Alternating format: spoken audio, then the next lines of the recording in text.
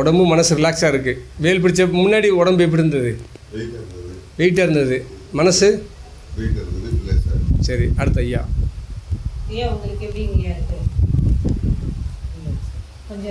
வேல் பிடிக்க முன்னாடி உடம்பு எப்படி இருந்தது?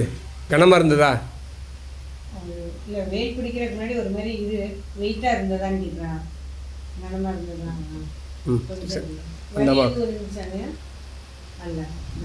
ஆமாம். உங்களுக்கு வெயில் பிடிக்க முன்னாடி உடம்பு எப்படி இருந்தது? சின்ன வலி வலி குறைஞ்சிச்சா? இப்போ சுத்தமாக குறைஞ்சிச்சா? எவ்வளோ? பாதி குறைஞ்சிருக்குமா?